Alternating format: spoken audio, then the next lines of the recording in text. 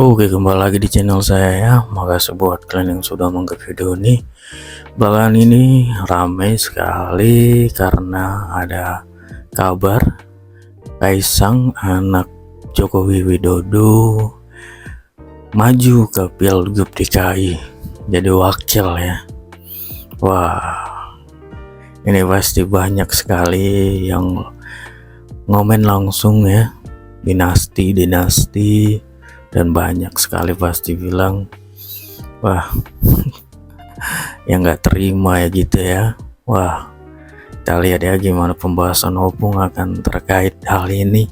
Sebelum kita ke video, bantu subscribe buat channel saya yang belum subscribe supaya kalian tidak ketinggalan setiap saya upload video baru. Tidak tunggu lama, kita ke video langsung. Let's go. Kaisang Pangarep yang adalah adik dari Gibran Rakabuming Raka dan juga anak kandung dari Joko Widodo. Ya iyalah anak kandungnya. Ya, siapa lagi kan? Iya. Itu mencalonkan diri menjadi wakil gubernur DKI Jakarta. Ada yang keberatan? Kalau keberatan komentar di bawah. Ya kan? Jangan dihujat hostnya gitu loh. Ayo komentar di bawah ya kan. Ya. Jadi sebelum kita lanjutkan mengenai Kaisang ini ya, aku mau perkenalkan dulu sama kalian. Ya biasalah. Ya kalau misalnya aku tuh pulang dari mana-mana, aku cuci muka dan juga baru membersihkan muka pakai cleansing water. Sekarang saatnya pakai krim malam dari produk Hasyanta dari Dorli Beauty Care. Ya. Jadi ini untuk menjaga supaya kulit kita tetap segar ya. Jadi jangan sampai salah pilih, maksudnya pilih skincare, pilih yang berkualitas ya. Jadi Hasyanta ini berguna sekali untuk mengangkat sel-sel kulit mati dan juga untuk mengembalikan kesegaran muka wajah ya. Jadi untuk kalian yang mukanya itu sudah mulai sudah mulai keriput, sudah mulai kendor, ini cocok kali ini ya. Coba ya. Yang warna ungu ya. Tapi kalau untuk produk yang warna putih itu untuk yang kulitnya masih segar-segar, masih kulit ABG gitulah. Tapi kalau kayak kita kulit balita ya, kita cocoknya pakai yang ini ya. Pakai yang ini tempatnya. Apa itu balita? Di bawah 50 tahun. Di bawah 50 tahun. Kita tadi sampai anak kandung ya. Jadi ya, kenapa di media sosial ataupun juga di pemberitaan ribut? Karena memang ya, karena Kaisang ini adalah anak dari presiden kita. Betul. Yakin aku kalau Kaisang ini anaknya kepala dusun, nggak bakalan ribut seperti sekarang. Iya. Tenang-tenang saja gitu loh.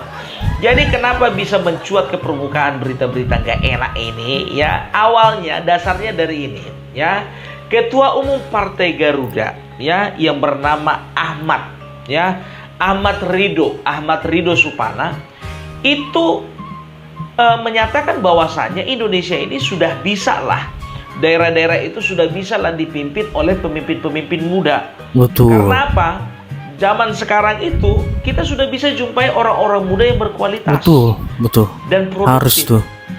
Banyak lawyer muda, banyak pengusaha muda, energik ya. Banyak juga profesional muda. Banyak yang muda-muda yang potensial dijadikan sebagai pemimpin, sebagai kepala daerah. Tuh. Masalahnya ketika kita ingin mengajukan seorang kepala daerah yang masih muda, kita terbentur dengan peraturan KPU. Gitu loh. Peraturan yang mana?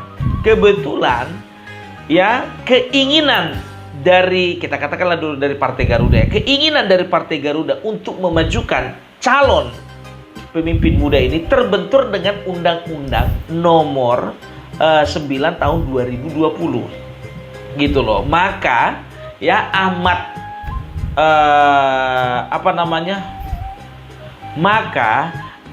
Ridho Supana ini ya, dengan segala kesadaran, dengan segala pertimbangan, dengan segala pemikiran dan ide, ini melakukan gugatan dan mengajukan gugatannya ke MA, Mahkamah Agung. Oh. Supaya apa? Supaya dilakukan revisi terhadap Undang-Undang Nomor 9 tahun 2020 tadi. Gitu loh. Apa isinya? Isinya adalah bahwasanya calon gubernur dan wakil gubernur itu batas usia minimalnya itu 30 tahun. Oh. Calon bupati Batasnya dan wakil 30 bupati tahun ya. itu batas usianya itu di 25 tahun. Gitu loh. Jadi ini akan menjadi penghalang. Kenapa? Karena batas usianya itu ditentukan sejak penetapan sebagai calon. Gitu. Ya. Jadi contohnya misalnya ini seorang yang ingin menjadi calon pemimpin atau calon kepala daerah ini kebetulan lahir di bulan 10. Ingat ya, di bulan 10, di bulan Oktober. Tapi penetapan calon itu di bulan 8, bulan Agustus. Otomatis dia gak bisa ikut. Kan begitu. Harus nunggu dia 5 tahun lagi. Beda bulan aja padahal ya. Kan ini orang potensial. Gitu ya. Nah, jadi terbenturnya di situ. Nah, pembatasan minimal usia itulah yang digugat untuk direvisi. Bukan jumlahnya yang direvisi. Maksudnya bukan dari 30 jadi 25 gitu, bukan umur, bukan. Tapi yang digugat itu adalah kalau undang-undang sebelumnya itu terhitung 30 tahun sejak penetapan sebagai calon, digugatlah supaya direvisi menjadi 30 tahun sejak pelantikan efektif sebagai pemimpin. Nah, itulah hasil uji materi yang digugat oleh ketua Partai Garuda ini. Gitu loh ya. Nah, jadi bisa dikatakan ya, MA kebetulan dengan segala pertimbangan Mahkamah Agung kebetulan mengabulkan gugatan tersebut. Gitu. Kenapa? Ya? Menurut hemat dari Mahkamah Agung ya, itu Undang-Undang Nomor 9 tahun 2020 itu bertentangan dengan Undang-Undang Nomor 10 tahun 2016. Itu loh ya.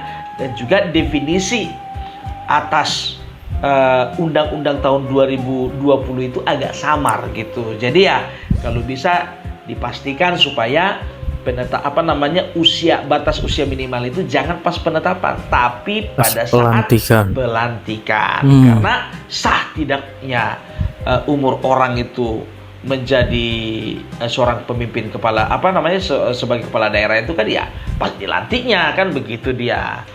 Itu dia, ya kan? Nah, jadi kebetulan Kaesang itu kan dia ini kan digadang-gadang sebagai bakal calon wakil gubernur ya, dengan calon gubernurnya adalah Budi Satria ya, Budi Satria Jiwandono kalau nggak salah, yang merupakan adalah wakil ketua umum dari Partai Gerindra, yang notabene juga beliau adalah keponakannya Bapak Prabowo. Ya, dan dari sinilah gaung politik dinasti itu makin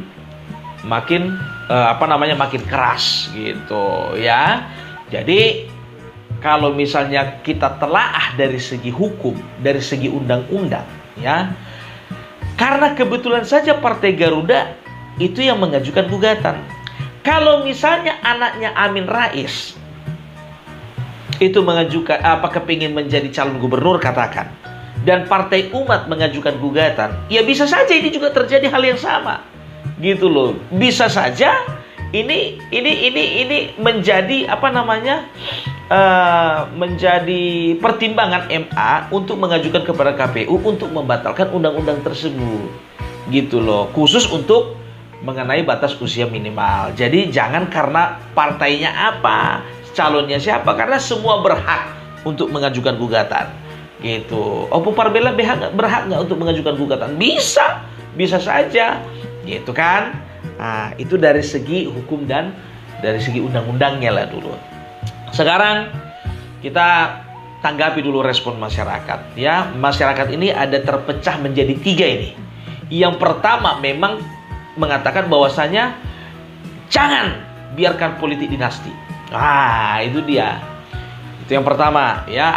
Udahlah, karena bakalan lolos lagi itu, bapaknya presiden kok masih aktif kan begitu.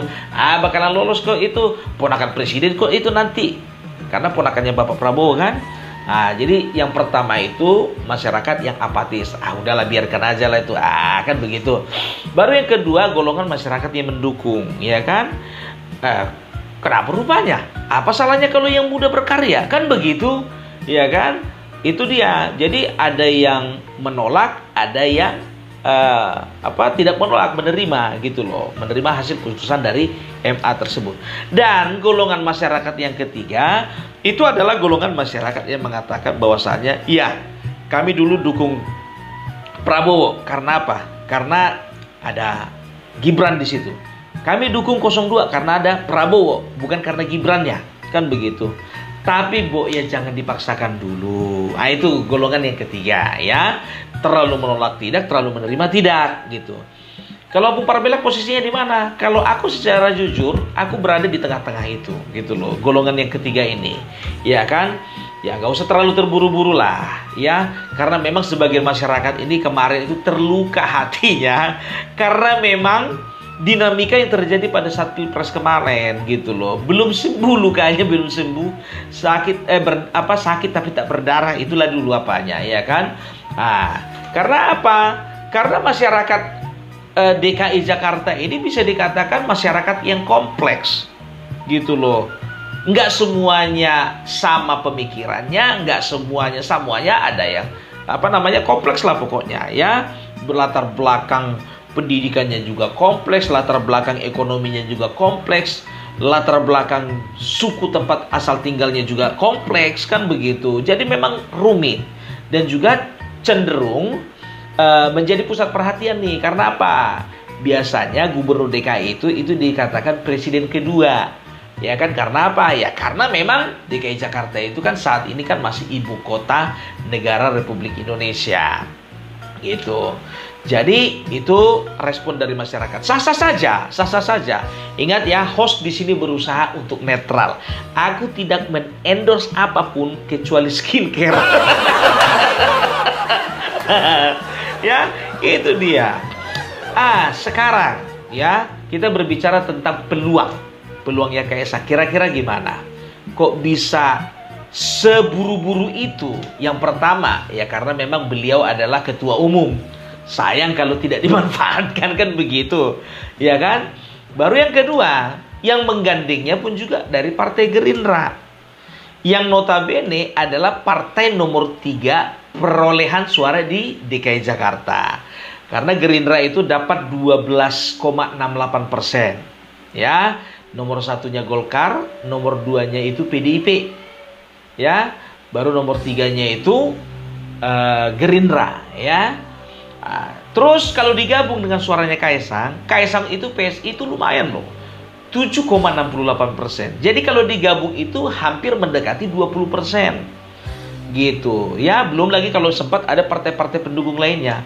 PSI itu bisa dikatakan ini lagi naik daun di Jakarta. Memang gaungnya nggak kedengaran ke daerah, tapi khusus di ibu kota Jakarta, kalau nggak salah itu periode kemarin itu dapat 1 fraksi, ya.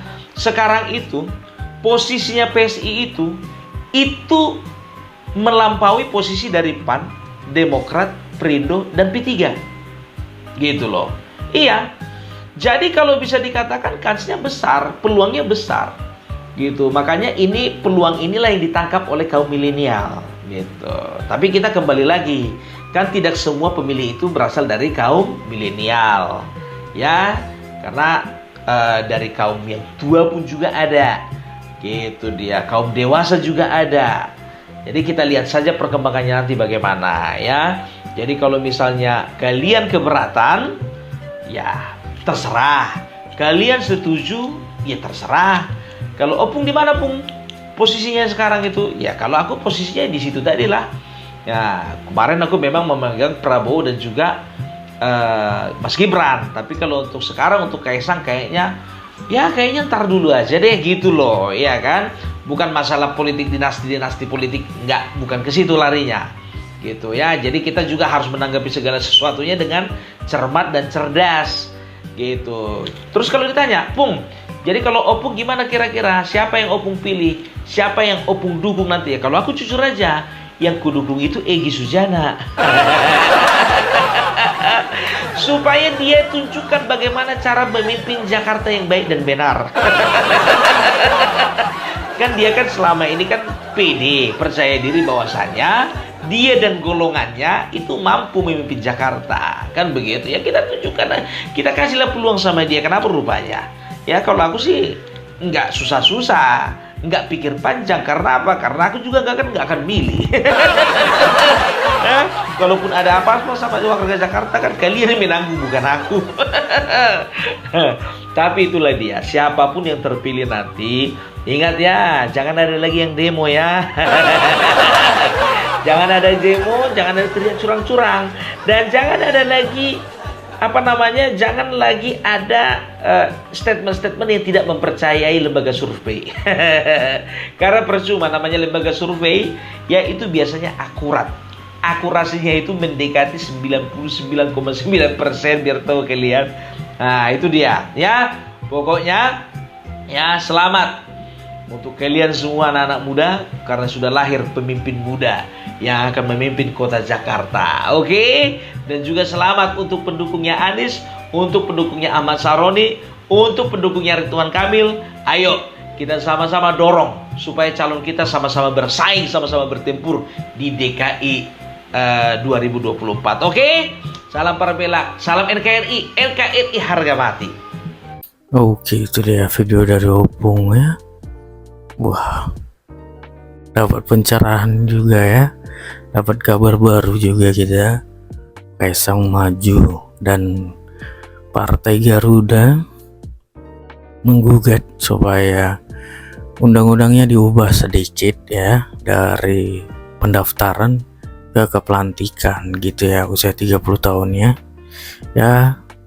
Semoga Kaisang bisa maju ya, supaya lebih seru ya kan, dan pasti keren lah kalau menjadi gubernur ya, karena calon-calon anak muda bagus juga sepertinya Kaisang ya, kreatif, banyak channelnya juga, banyak ide-idenya, usahanya. Wah keren pasti kalau memimpin dia, banyak ide-ide nanti saya rasa ya. Oke, sekian video dari saya, semoga kalian suka dan sampai bertemu di video saya selanjutnya. Bye.